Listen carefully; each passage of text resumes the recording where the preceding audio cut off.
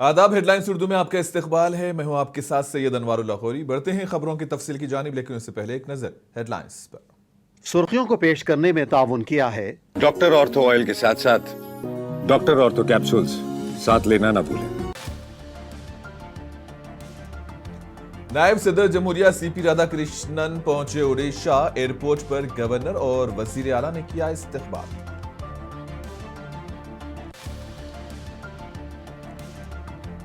PM Modi आज केरला के दौरे पर होंगे। मुख्तलिफ प्रोग्राम्स में करेंगे शिरकत।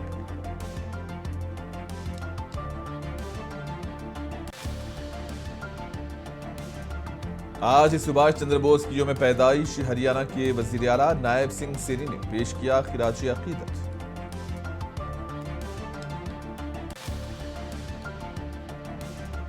जम्मू कश्मीर के श्रीनगर और दीगर मुकामात पर चली तेज हवाएं। कई इलाकों में बिजली की फराहमी मुतासिर। इमलाक को पहुंचा नुकसान।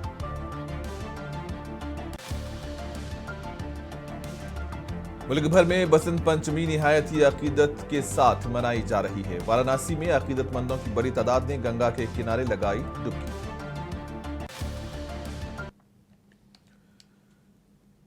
सदर जमहूरिया हिंद द्रौपदी मुर्मू आज राष्ट्रपति भवन में एक अहम सकाफती प्रोग्राम ग्रंथ कतीर का इफ्तिताह करेंगे और इसका मकसद हिंदुस्तान के इल्मी, अदबी और सकाफती विरसे को महफूज करना और अवाम तक इसकी रसाई को मजीद आसान बनाना है।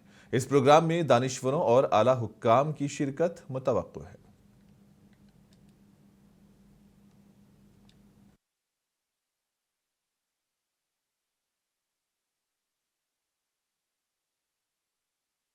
जमहूरिया सीपी राधाकृष्णन आज अपने दौरे पर ओडिशा पहुंच गए। भुवनेश्वर एयरपोर्ट पर गवर्नर और वजीर आला ने नायब सदर जमहूरिया का इस्तकबाल किया। नायब सदर जमहूरिया अपने इस दौरे के मौके पर मुख्तलिफ प्रोग्राम्स में शिरकत करेंगे। नायब सदर जमहूरिया के दौरे के पेश नज़र सिक्योरिटी के सख्त इंतजाम किए गए हैं।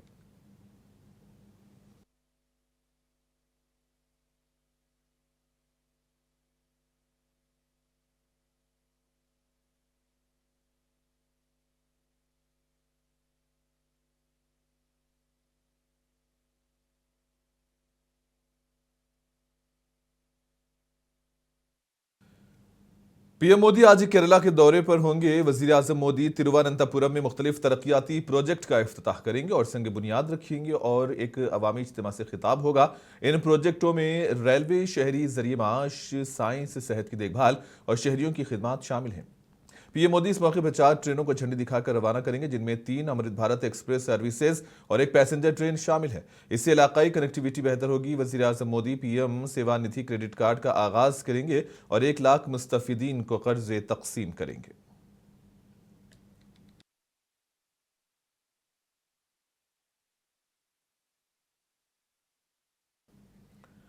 आज सुभाष चंद्र बोस की यौम पैदाइश है। हरियाणा के वजीर आला नायब सिंह सैनी ने सुभाष चंद्र बोस को उनकी यौम पैदाइश पर खिराज अकीदत पेश किया। इस मौके पर वजीर आला ने सुभाष चंद्र बोस की कुर्बानियों और खिदमात को याद किया।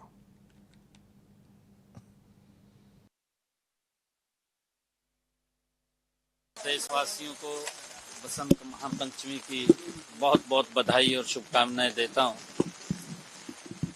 आज नेताजी सुभाष चंद्र बोस जी की जयंती है। पराक्रम दिवस के रूप में इसको मनाते हैं। एक ऐसे महानायक जिन्होंने देश की आज़ादी में एक महत्वपूर्ण योगदान दिया, ऐसे महानायक के कारण आज हम खुली हवा में सांस ले रहे हैं। मैं उनको नमन करता हूं, उनको प्रणाम करता हूं। और नेताजी सुभाष चंद्र बोस ने जो रास्ता दिखाया है, ये हम सब की एक सामूहिक जिम्मेवारी है कि उस यात्रा को जो देश के यशस्वी प्रधानमंत्री आदरणीय नरेंद्र मोदी जी गति से बढ़ा रहे हैं, विकसित भारत की तरफ ले जा रहे हैं, तो उसमें हम सब का दायित्व है कि उन ऐसे महानायकों के सपनों को पूरा करने के लिए हम और शिवसेना के बानी और आंजहानी लीडर बाला साहब ठाकरे का आज यौम पैदाइश मनाया जा रहा है। उनकी 100वीं यौम पैदाइश के मौके पर पार्टी के कायदीन और कारकुनान स्मृति स्थल पर बाला साहब ठाकरे को खिराज अकीदत पेश कर रहे हैं।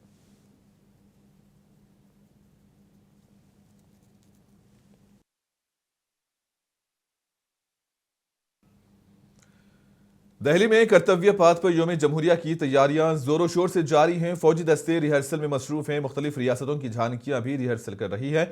यौम जमहूरिया के पेश नज़र सिक्योरिटी के सख्त इंतजाम किए गए हैं। पुलिस और सिक्योरिटी फोर्सेज हर मुमकिन इक़दाम कर रही है ताकि लोगों की हिफाजत यकीनी बनाई जा सके। हज़ारों शहरी दिल्ली की सड़कों पर जमा है ताकि यौम जमहूरिया की मशक़ों को करीब से देख सकें। लेकिन हुकाम ने हुजूम के दरमियान नज़्म व ज़ब्त कायम रखने के लिए खुसूसी मनसूबाबंदी की है। ड्रोन्स और CCTV कैमरों के जरिए निगरानी की जा रही है।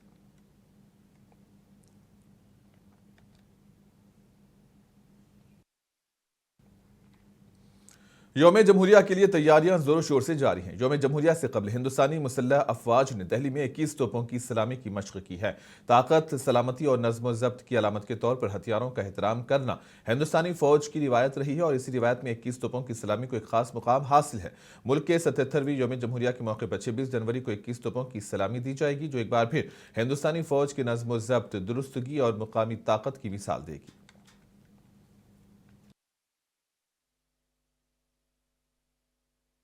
"21 round gun salute is the highest military honor that is given on Independence Day, Republic Day, and whenever any head of state comes to India, so it is conducted as part of Guard of Honor at Rashtrapati Bhavan. Regarding the preparations, yes, it's a year-long process wherein we have perfected the drill. And in a span of 52 seconds, that is the duration of national anthem, we are supposed to fire 21 rounds. So if you see, on every gun to gun, the time duration is 2.5 seconds. So we have perfected that, and we are confident that we'll be able to put up a good show. It is a time critical thing. So we need to fire at the exact same moment when the national flag is unfurled and in synchronized thing with the playing of national anthem and salute by President Bodyguard. And we have got ways and means to communicate between the OP, that is the observation post, and the gun end, and we signal exact time when the gun. मुल्क भर में बसंत पंचमी निहायत ही अकीदत के साथ मनाई जा रही है। उत्तर प्रदेश के शहर वाराणसी में बसंत पंचमी के मौके पर अकीदतमंदों की एक बड़ी तादाद ने गंगा के किनारे मुकद्दस डुबकी लगाई। लोग अपने गुनाहों की माफी और खुशहाली की दुआ के लिए मुकद्दस गंगा में गुस्ल करते दिखाई दिए।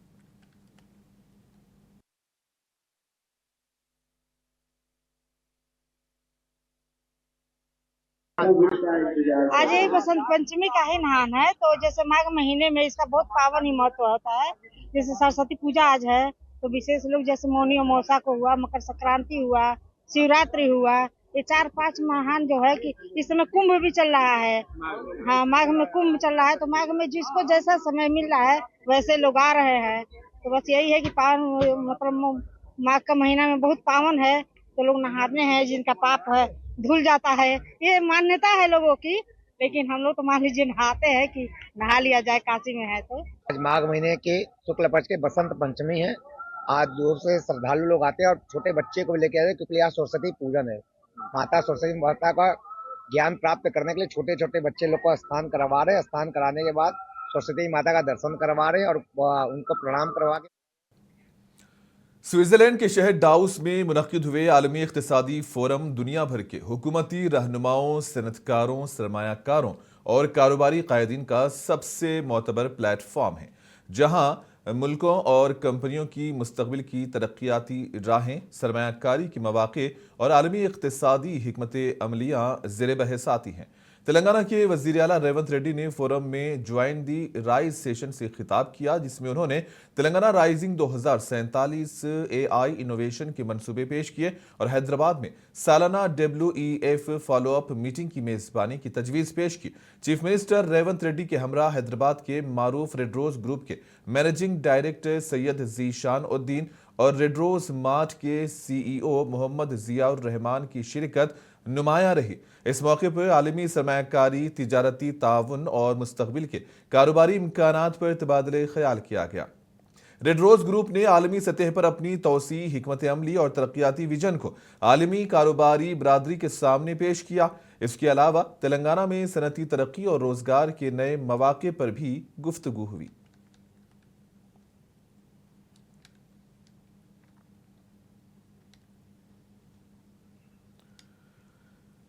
आसाम के कोकराझार में तशद्दुद के बाद अमन लौट आया है। कोकराझार जिले में आहिस्ता आहिस्ता हालात मामूल पर आ रहे हैं। गुज़िश्ता चंद दिनों में तशद्दुद का कोई नया वाकया पेश नहीं आया है। जिले इंतजामिया ने 5 इमदादी कैंपों में मुकीम 3000 से ज्यादा लोगों को उनके गांव में महफूज वापसी का इंतजाम करके इस्तेहकाम की बहाली के लिए इक़दाम किए हैं। कशीदगी उस वक्त बढ़ गई थी जब 19 जनवरी की रात एक नौजवान को बेदर्दी से कत्ल कर दिया गया, जिससे जिले के कई हिस्सों में बड़े पैमाने पर झड़पें और बदअमनी फैल गई थी। मुकामी अवाम ने हुकूमत से अपील की है कि वो झड़पों से मुतासरा अफराद की जिंदगियों की तामीर नौ में मदद के लिए वसी पैमाने पर ताउन करें।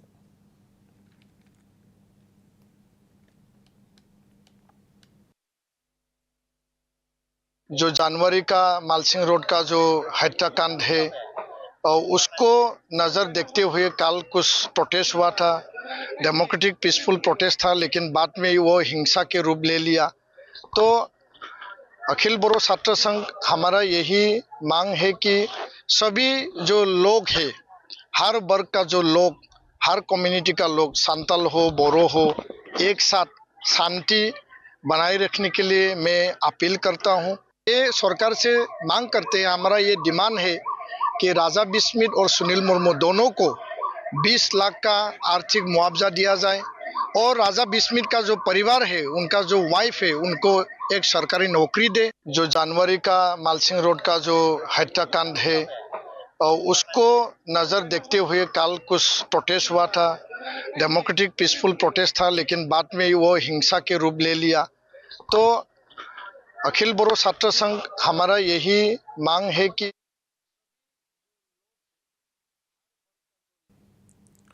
मरकजी बजट 1 फरवरी को पार्लियामेंट में पेश किया जाएगा। पार्लियामेंट में पेश किए जाने वाले मरकजी बजट से पहले मगरबी बंगाल कोलकाता के जौहरियों ने अपने मुतालबात पेश किए हैं। जेवरात फरोशों ने वज़ीर फिनांस निर्मला सीतारमण से मुतालबा किया है कि वो ऐसे मुअस्सर इक़दाम का ऐलान करें जिनसे जेवरात की खरीदारी आसान हो और कारोबार को फ़रोग़ मिल सके।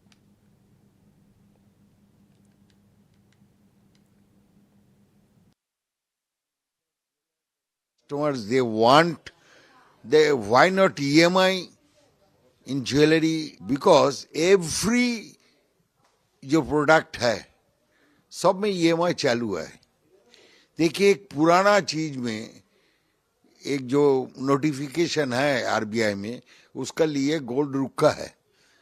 देखिए, अभी सारा वर्ल्ड में EMI चालू है। हम एग्जांपल दे सकता है, दुबई में आप जाइए, जहाँ पे इंडिया फॉलो करता है गोल्ड का लिए, दुबई में EMI चालू है, सिंगापुर में चालू है, मलेशिया में चालू है, तो व्हाई नॉट इन इंडिया? थोड़ा कम होगा तो सबके लिए सुविधा ही होगा कि सब कोई खरीद पाएगा। अभी जितना रेट जा रहा है, सब कोई के लिए प्रॉब्लम हो रहा है कि इतना रेट हाई है, कैसे खरीदे, कहाँ से मतलब होगा। तो रेट कमेगा तो सबके लिए ही सुविधा ही होगा। EMI होने से मतलब सुविधा यही है कि आप पहले शौक आपका हो जाएगा, बाद में थोड़ा थोड़ा करके आप पैसे मतलब कंप्लीट करेंगे, ऐसा ही है सुविधा। Entire jewelers and customers, why not EMI in jewelry? Because every जो प्रोडक्ट है सब में EMI चालू है। देखिए, एक पुराना चीज में एक जो नोटिफिकेशन है आरबीआई में, उसका लिए गोल्ड रुका है। देखिए, अभी सारा वर्ल्ड में EMI चालू है। हम एग्जांपल दे सकता है। ओडिशा के संबलपुर में सेवरेज के काम के दौरान एक हादसा पेश आया, जहां तकरीबन 20 फीट गहरा गड्ढे की मिट्टी गिरने से 2 मजदूर मिट्टी के नीचे दब गए। उन्हें मुकामी आवाम और फायर डिपार्टमेंट की रिस्पांस टीम ने बचा लिया। संबलपुर के सुपरिंटेंडेंट ऑफ पुलिस ने कहा कि उनको इलाज के लिए अस्पताल मुंतकिल कर दिया गया है, जहां इलाज जारी है। और मरकजी वजीर धर्मेंद्र प्रधान अस्पताल पहुंचकर जख्मी मजदूरों से मुलाकात की।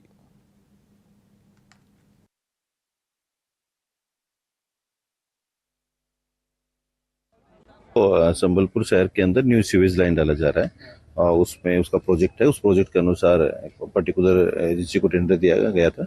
एजेंसी मिनिमम प्रिकॉशन ले भी रहा था, लेकिन एक इंसिडेंट ऐसा हो गया दुर्घटनावश, साइड में जो पोरस थोड़ा सोइल था, थोड़ा डीप जाने पे, तो सोइल वहां से स्लिप हो गया। उसकी वजह से 2 जो लेबर थे, हालांकि वो ट्रेंड लेबर है और उनके पास प्रिकॉशन भी था, बूट्स वगैरह, उनके पास हेलमेट था, लेकिन चूंकि मिट्टी थोड़ा पोरस थी तो वो स्लिप हो गई। उसकी वजह से वो और मिट्टी उनके ऊपर आ गई, लेकिन इमीडिएटली जो पड़ोसी लोग थे, कुछ अच्छे नागरिक थे, उन्होंने और इमीडिएटली रिस्पांस टीम है जो फायर का पहुंच के उनको रेस्क्यू कर दिया। अभी हम हॉस्पिटल में ले, आउट ऑफ डेंजर है, उनका मेडिकल जो भी खर्च है वो।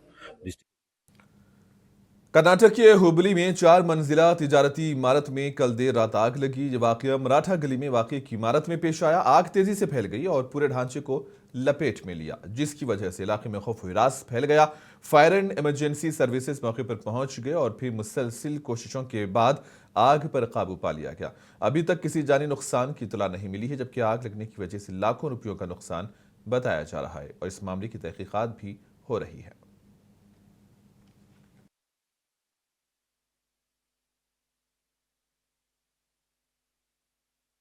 जम्मू कश्मीर के श्रीनगर और दीगर मुकामात पर तेज हवाएं चली। तेज हवाओं की वजह से कई इलाकों में बिजली की फराहमी मुतासिर हुई है और मकानात व दीगर इमलाक को नुकसान पहुंचा है। इस ज़िमन में बिजली की बहाली और राहतकारी के काम जारी है।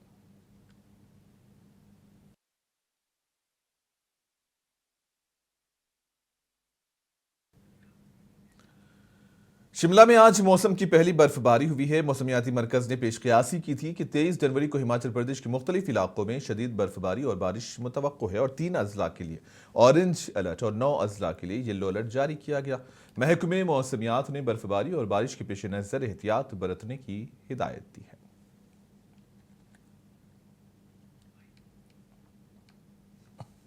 मौसम तो सर आज तक था ही नहीं, आज तो थोड़ा मौसम बन गया और बर्फबारी भी हो रही है, इससे थोड़ा काम भी बढ़ जाएगा, टूरिस्ट भी आ जाएंगे। थोड़ा थोड़ा काम कुम था ही नहीं कुछ, अब तो इससे थोड़ा क्या पता थोड़ा बढ़ जाएगा काम वाम भी।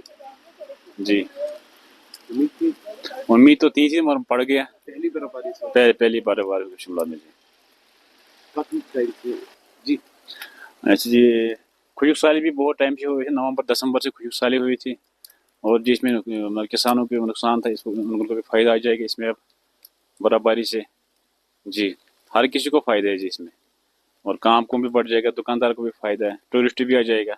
यहाँ तो आता नहीं था कोई, टूरिस्ट भी नहीं आता था कोई, सारे बाग कोई कश्मीर जा रहा था, कोई कहीं जा रहा था। आज सुबह से बर्फबारी, आज सवेरे से बर्फबारी हुई जी 5 बजे से 4। उम्मीद तो थी हाँ जी। ये शिमला में साल की पहली बर्फबारी हो रही है, शिमला में साल की पहली बर्फबारी हो रही है और काफी अच्छा मौसम है। इससे टूरिस्ट भी आएंगे, ये फायदा भी, और बागवानों के लिए भी फायदा है, क्योंकि काफी टाइम से बर्फ नहीं पड़ रही थी, ना बारिश हो रही थी, सूखा था ना चला हुआ, तो उसकी वजह से थोड़ी कमी थी। अब ऐसा है बर्फ भी बढ़ी है तो टूरिस्ट भी काफी आएंगे घूमने, हिमाचल में सब साइड है इसमें। राजस्थान के जयपुर में आज अलग सुबह मौसम ने अचानक करवट ली। वेस्टर्न डिस्टर्बेंस की वजह से शहर के मुख्तलिफ इलाकों में मूसलाधार बारिश हुई। जराये के मुताबिक बारिश की वजह से कई नशीबी इलाकों में पानी जमा हुआ, जिसकी वजह से ट्रैफिक मुतासिर देखी गई। महकमे मौसमियात के मुताबिक आइंदा चंद घंटों के दौरान जयपुर और आसपास के इलाकों में मजीद बारिश का इम्कान है।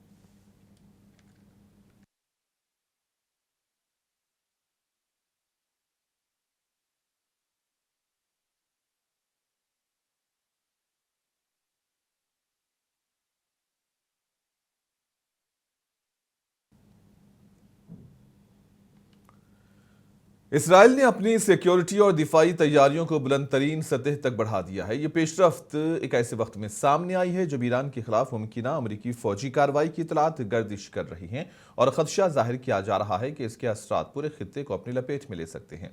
इसराइली क़ियादत को अंदेशा है कि अगर अमरीका ने ईरान पर हमला किया तो इसका रद्दअमल इसराइल को बराह रास्त निशाना बना सकता है, खासतौर पर तेल अवीव जैसे हसास शहरों को। तफसीलात के साथ पेश है ये रिपोर्ट। इसराइल के सिक्योरिटी और दिफाई इदारों ने हाई अलर्ट जारी करते हुए हंगामी तैयारियों को हतमी दर्जे तक पहुंचा दिया है। ये फैसला खित्ते में बढ़ती हुई कशीदगी और ईरान के खिलाफ मुमकिना अमरीकी फौजी कार्रवाई से मुताल्लिक खुफिया इत्तलात के बाद किया गया है। इसराइली इंटेलिजेंस अंदाजों के मुताबिक अमरीकी सदर डोनाल्ड ट्रंप ईरान के खिलाफ एक स्ट्रेटेजिक फौजी हमले का फैसला कर चुके हैं, जो आइंदा चंद दिनों में अमली शक्ल इख्तियार कर सकता है। इन खदशात के बायस इसराइली क़ियादत को ये ख़तरा लाहिक है कि ईरान अपने रद्द-ए-अमल में अमरीकी मफादात के साथ साथ इसराइल को भी बराह रास्त निशाना बना सकता है। सबसे ज़्यादा तशवीश इस इम्कान पर है कि ईरान इसराइली शहरों बिलखुसूस तल अवीव पर मीज़ाइल हमले कर सकता है, ताकि इसराइल को इस तनाज़े में बराह रास्त घसीटा जा सके। ताहम इसराइली फौजी हुक्काम का कहना है कि अगरचे खतरात को संजीदगी से लिया जा रहा है, लेकिन ये हतमी तौर पर नहीं कहा जा सकता कि ईरान इसराइल को पहला हदफ बनाएगा। इसराइली फ़ौज के मुताबिक मौजूदा इक़दामात एहतियाती नौयत के हैं, जिनका मकसद हर मुमकिन सूरत हाल के लिए मुकम्मल तैयारी को यकीनी बनाना है। इन इक़दामात में फ़िज़ाई दिफ़ाई निज़ाम को फ़ाल रखना, दाखिली महाज के तहफ़्फ़ुज़ को मज़बूत बनाना और हंगामी रद्द-ए-अमल की मशक़ें शामिल हैं। इधर इसराइली वज़ीर ट्रांसपोर्ट ने इंकिशाफ किया है कि मुमकिना ईरानी मीज़ाइल हमलों के ख़दशे के पेश नज़र इसराइली एयरलाइंस अपने तैयारों को आर्जी तौर पर बैरून मुल्क मुंतकिल करने की तैयारी कर रही हैं। अगरचे ताहाल बाकायदा अहकामात जारी नहीं किए गए, ताहम एयरलाइंस हंगामी मंसूबों के तहत किसी भी लम्हे कार्रवाई के लिए तैयार हैं। इसराइली मीडिया के मुताबिक कौमी एयरलाइन के एक सीनियर अहलकार ने बताया कि इस वक्त फ़िज़ाई ऑपरेशन मामूल के मुताबिक जारी हैं, ताहम गुज़श्ता साल जून में ईरान के साथ कशीदगी के दौरान तैयारों को कब्रस, एथेंस, थाईलैंड, अमरीका और यूरोप के मुख्तलिफ ममालिक मुंतकिल किया गया था। सदर ट्रंप अपनी नई मुद्दत के दूसरे साल में मशरिक़ वुस्ता में एक नया तवाज़ुन कायम करने की कोशिश कर रहे हैं। ताहम माहिरीन के मुताबिक आने वाले दिन खित्ते के लिए निहायत हसास और फैसलाकुन साबित हो सकते हैं। ब्यूरो रिपोर्ट, मुनसिफ टीवी। अमरीकी सदर डोनाल्ड ट्रंप की जानिब से गाजा और दीगर आलमी तनाज़ात में पायदार अमन के क़याम के लिए तश्कील दिए गए मुजव्वज़ा बोर्ड ऑफ पीस के ऐलान के मौके पर हिंदुस्तान समेत कई आलमी ताकतें इस तकरीब में शरीक नहीं हुई। वज़ीर आज़म नरेंद्र मोदी को इस बोर्ड में शामिल होने की दावत दी गई है, ताहम नई दिल्ली ने ताहाल इस हवाले से कोई हतमी फैसला नहीं किया है। ये पेशरफ्त एक ऐसे वक्त में सामने आई है जब अमरीका इस नए फोरम को अक़वाम मुत्तहिदा की मुतबादिल के तौर पर पेश करने की कोशिश कर रहा है। पेश इस सिलसिले में तफसीली रिपोर्ट आप देखें और हमें दें इजाज़त। आदाब।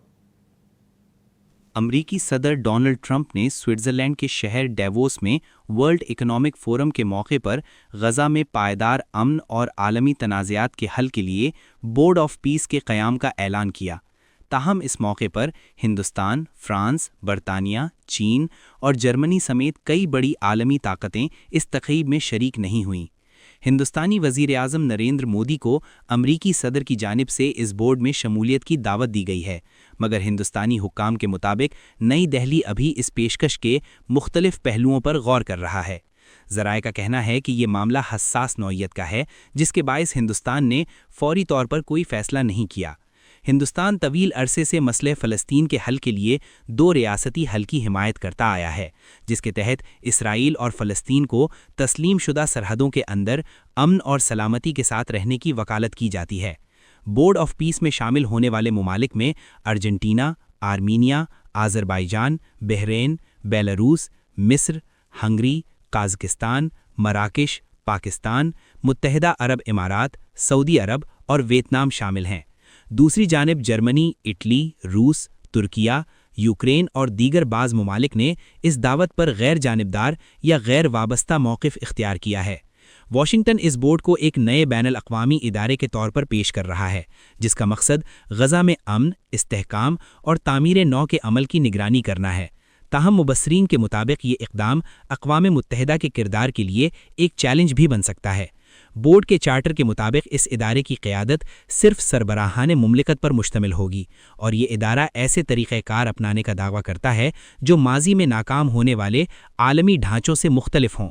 अमरीकी हुकूमत के मुताबिक बोर्ड ऑफ पीस सदर ट्रंप के 20 नुकाती मंसूबे पर अमल दरामद में किलीदी किरदार अदा करेगा, जिसमें गज़ा को शद्दत पसंदी से पाक खित्ता बनाने और वहाँ अमन व तरक्की के अमल को यकीनी बनाने के अहदाफ शामिल हैं। ब्यूरो रिपोर्ट, मुनसिफ टीवी।